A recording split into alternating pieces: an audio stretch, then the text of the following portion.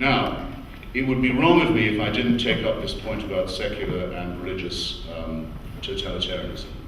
I was in the air before the Rabbi mentioned it. It's time I said what I think about the 20th century and its crimes and tyrannies.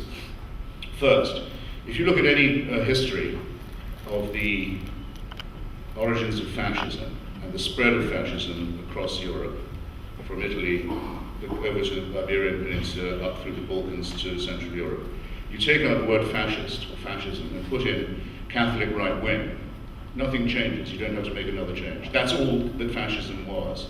Incidentally, I can't believe you give me the free gift of evil in war. I hope some of you have read Scoop, or Black Mischief, or Brideshead Revisited. No, we can never repay evil in war for his novels, which are mainly about profanity, adultery, blasphemy, alcoholism, and other, I consider, worthwhile pursuits. But it's true he was a very unpleasant person. And then he says, but think how bad I would have been if I wasn't a Catholic. I quote you correctly, I know. Well, I have an answer to that. I know what was unpleasant about England was private and public life.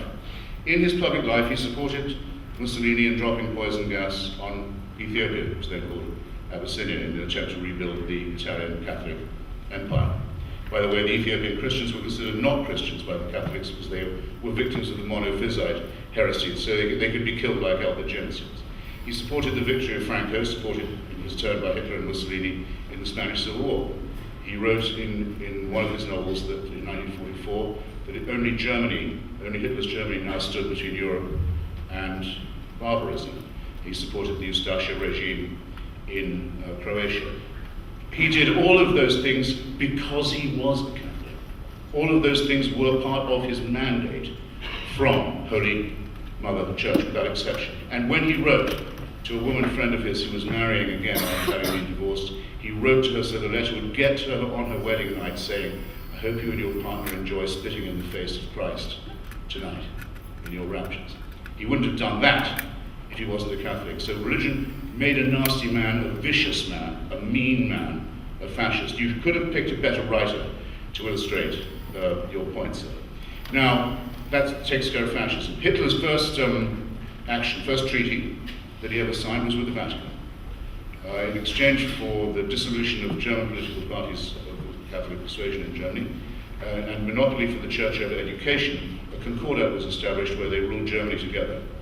In every Catholic and most Protestant churches in Germany, for every year that the Führer was in power, his birthday was celebrated by order of the authorities from the pulpit. You may not call this a secular society, sir.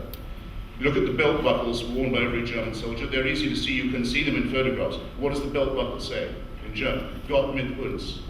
God is on our side.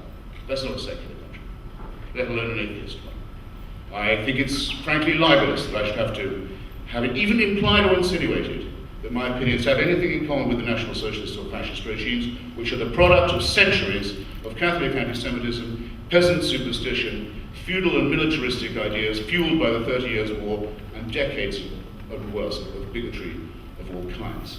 Now, I've been to North Korea, which is the most Stalinized, I'll take it as the main example, the most Stalinized state there has ever been in human history. I want very few people to have been there. It is an entirely faith-based society.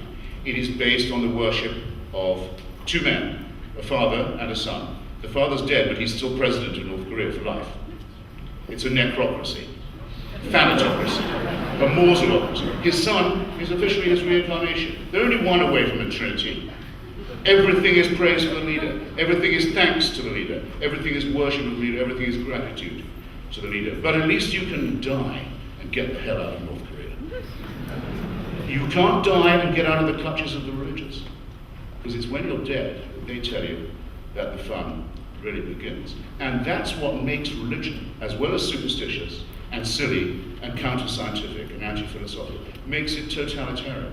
Because it demands absolute power over you as a creature before you're born, while you're alive, and after you're dead.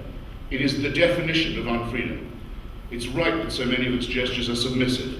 Islam simply means submission.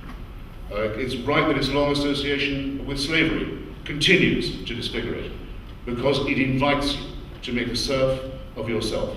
I invite you in turn to emancipate yourself, strike off the mind-forged manacle, and wave goodbye to the prehistory of the human species. Thank you.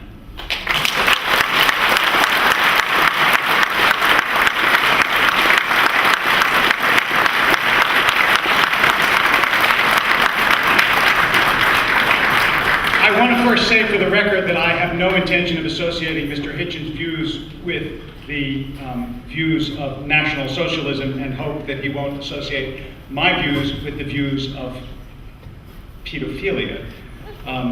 Because if you decide that the worst of a tradition embodies the antagonist with whom you are speaking, then all the terrible things that he's imputed to religion he must impute to me.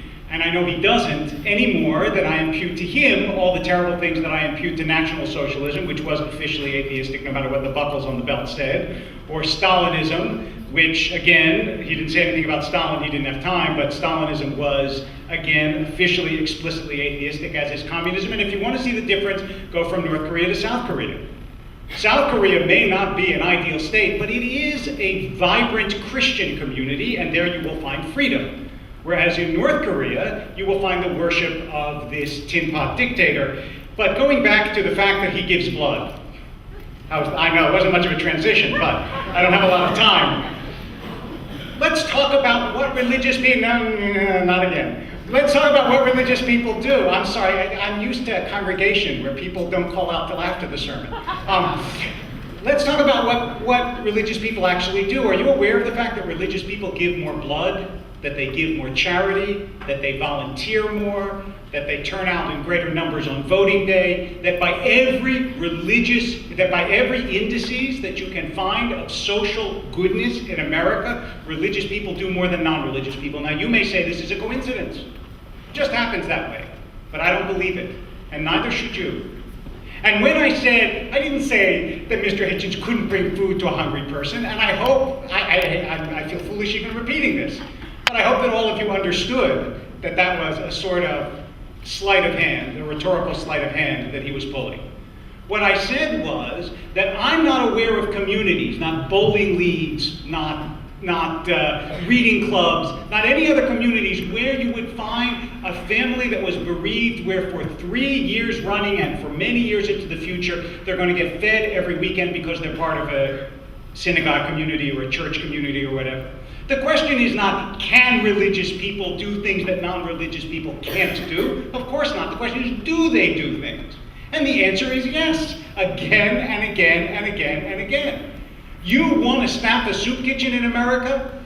If you say we need volunteers in that soup kitchen next week, the odds are in almost any city in America, you're going to get religious people in far greater numbers. Church groups, all you have to do, every charity in Los Angeles plies me each week, please announce to your congregation that they should do this or they should do that. Why? Because they know that people who come more often to synagogue and more often to church not only live longer, have lower rates of divorce, have lower rates of depression, but they're more charitable, they volunteer more, they give blood more, on and on and on and on. They know this. So if we're talking about social utility, let's talk about social utility. If we're talking about intellectual respectability, a Pew Charitable Trust survey of the American Academy for the Advancement of Science found that more than half of all scientists believe in God. Now, if you want to say to me, okay, that means that a lot of scientists don't, yes, that's true. I'm not here tonight to convince you to believe in God.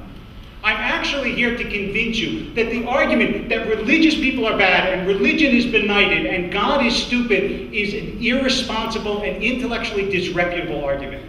That it's a much more complicated issue than that. And that you shouldn't be misled by the unbounded eloquence and wit of my opponents to believe that the fact that religious people do bad things mean religion is ipso facto bad.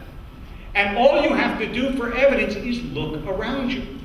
I urge you, and I know nothing about the city of Rochester, I urge you to go to the soup kitchens and homeless shelters in Rochester and see whether the people who staff them are religious people. Some won't be, I have no doubt, but I'm going to bet that the vast majority will, and that most of them will be associated with churches, and that the people who do it believe they're doing God's work.